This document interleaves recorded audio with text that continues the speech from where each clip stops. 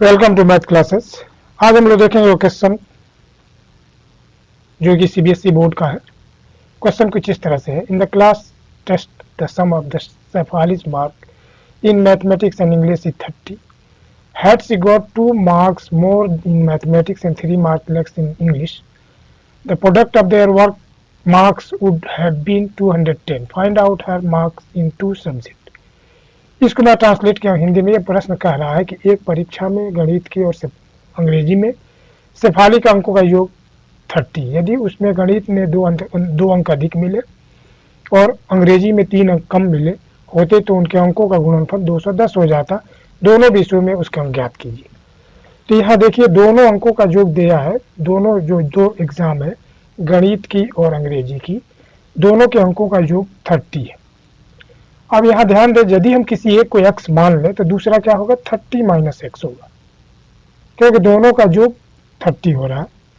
तो इस चलिए हम आगे बढ़ रहे हैं क्वेश्चन में।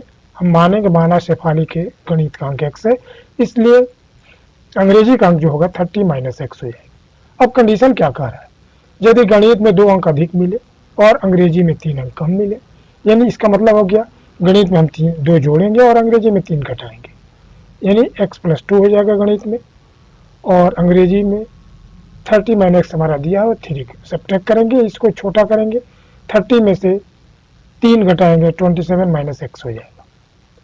अब हमें 2 को ही लेकर चलना, एक ये और एक ये। अब ये कह रहा है इन दोनों का गुणनफल कितना हो जा रहा है 210, तो हम दोनों में मल्टीप्लाई कर देंगे, यानी x plus 2 into 27 minus x equal to 210। अब इसी को हमें लेकर चलना है। अब क्या करेंगे, इस x से इन दोनों में मल्टीप्लाई करेंगे और इस 2 से फिर इन दोनों में मल्टीप्लाई करेंगे इक्वल टू 210। इस तरह से हम लिख देंगे। अब मल्टीप्लाई कर 2x में 27 से 27x और x में माइनस x से माइनस x स्क्वायर होगा plus 2 into 27 54 minus 2x equal to 210। ये हमारा हो गया। अब हम देखें थोड़ा, ये और ये एक समान पद है, बाकी कोई नहीं है। इसको हम इधर दाहिने बाएं तरफ पक्षांतर कर लेंगे 210 को, और इसमें सब्ट्रैक्ट करेंगे तो 25 मिला हमें, इसमें से सब्ट्रैक्ट किए तो 25 मिला, माइनस एक्स स्क्वायर प्लस 54। अब 210 से 54 को हम सब्ट्रैक्ट करेंगे तो हमारे पास मिलेगा 156। अब चूंकि देखिए एक्स स्क्वायर के आगे माइनस है, चूंकि द्विघात समीकरण बन रहा है, इसमें पहला पद यही होना चाहिए, माइनस है, तो इसके लिए हम हटाने के लिए क्या करेंगे, -1 से हम मल्टीप्लाई कर देंगे पूरे इक्वेशन में। तो जैसे ही -1 से होगा तो ये प्लस हो जाएगा और ये प्लस हो जाएगा और ये पद जो है माइनस, इस तरह से हो जाएगा। अब हमारे पास द्विघात समीकरण बच चुका है। अब हमें इस 25 को तोड़ना, देखिए आगे माइनस है और यहाँ प्लस है। 156 का ऐसे 2 भागों में गुणनखंड करना है जो जोड़ने पर 25 आए। तो जैसे देखिए 156 इक्वल टू होता है 12 इंटू 13, दोनों में गुणा करेंगे तो इतना आ जाएगा, और इन दोनों को जोड़ दें 12 प्लस 13 इक्वल टू हो जाएगा हमारा 25। तो इसी पर हम तोड़ देंगे। अब इस ब्रैकेट को खोलें, ब्रैकेट को खोलने के बाद हमारे पास माइनस हो जाएगा, ये इसको एक ब्रैकेट में लेंगे, इसको एक ब्रैकेट में, x इसमें कॉमन होगा, इसमें 13 कॉमन होगा, तो हमारे पास हो जाएगा x minus 12 minus 13 common, x minus 12 equal to 0, यानी हमें एक मिल गया x माइनस 12 और दूसरा मिल गया x माइनस 13 इक्वल टू 0, यानी दोनों का मल्टीप्लीकेशन 0 है। इसका मतलब ये हुआ कि x माइनस 12 इक्वल टू 0 और x माइनस 13 इक्वल टू 0। या इसको जब हम पक्षांतर करेंगे तो x बराबर हो जाएगा 13 और x बराबर हो गया 12, क्योंकि यह माइनस से पक्षांतर होगा तो प्लस। अब यहाँ देखिए x का हमें 2 वैल्यू मिला है, 13 भी मिला है, 12 भी मिला है। यदि 13 मानकर चल रहे हैं, मैथ का ये है गणित का, 13 मानकर चल रहे हैं, तो अंग्रेजी के लिए क्या माने हम 30 माइनस एक्स, यानी 13 को घटाएंगे। एक शर्त ये हो गया। दूसरा शर्त, यदि x इक्वल टू 12 मानकर चल रहे हैं तो 13 माइनस 12 घटाएंगे अंग्रेजी के लिए।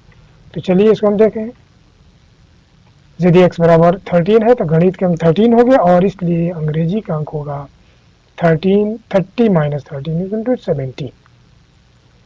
और यदि x बराबर 12 मान रहे हैं तो गणित का अंक हमारा हो गया 12, इसलिए अंग्रेजी का अंक हमारा कितना होगा 18।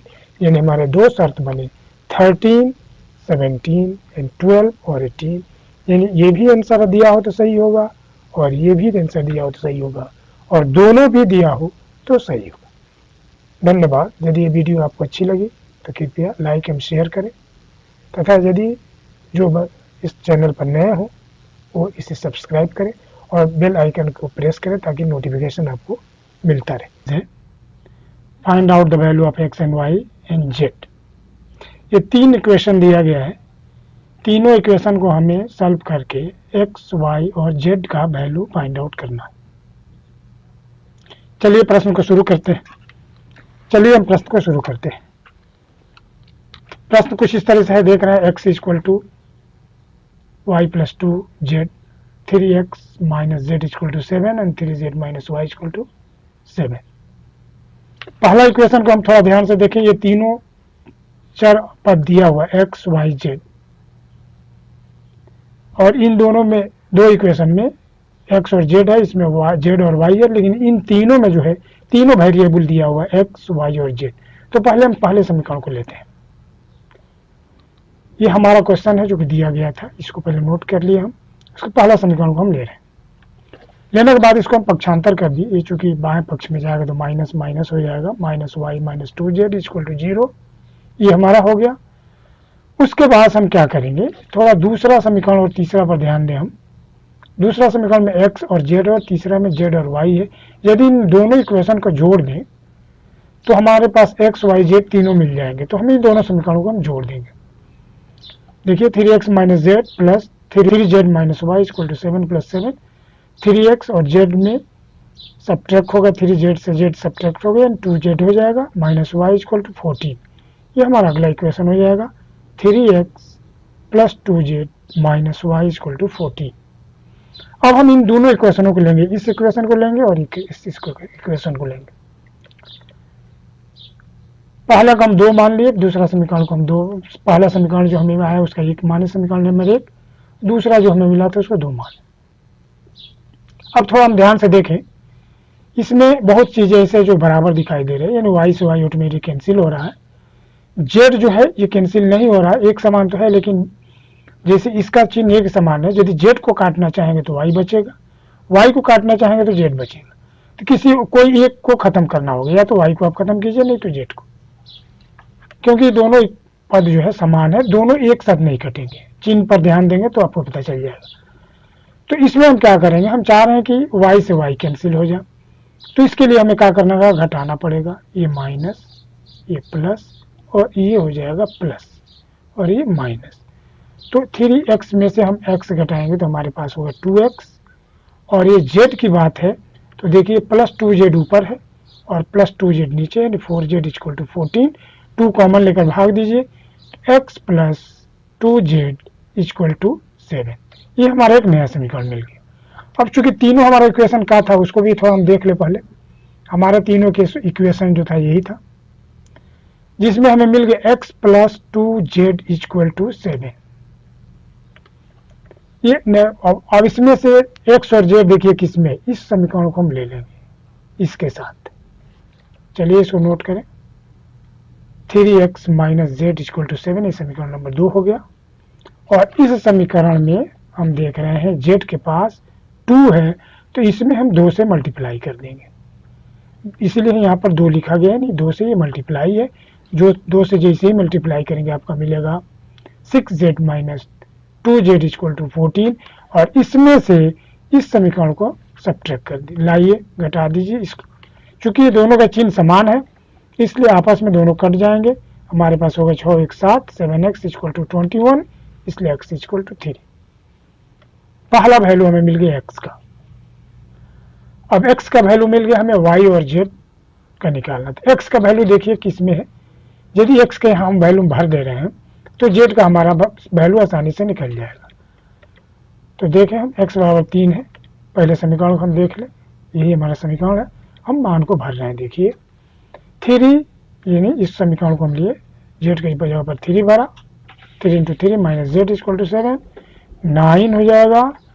जेड को इधर पक्षांतर कर लेंगे, 9 में से 7 गया 2, यानी जेड का वैल्यू हो गया 2। अब देखिए y का हमें वैल्यू निकालना है, तो इस z का वैल्यू हम इक्वेशन नंबर 3 में डालेंगे, तो हमारा हो जाएगा 3z की जगह पर 2 minus y equal to 7। y को इधर पक्षांतर कर लीजिए या 7 को इधर पक्षांतर कर लीजिए, दोनों में से कुछ भी कर सकते हैं। तो ये हो गया 6, दोनों में मल्टीप्लाई तो 6 और ये हो गया 7 एंड सब्ट्रैक्ट करेंगे तो -1, यानी y का वैल्यू हो गया -1, यानी दिया हुआ आंसर x बराबर 3, y बराबर -1 एंड z बराबर 2, यही हमारा आंसर होगा। धन्यवाद। यदि आपको ये वीडियो अच्छी लगी तो कृपया लाइक शेयर करें और मिलते हैं नेक्स्ट वीडियो के साथ।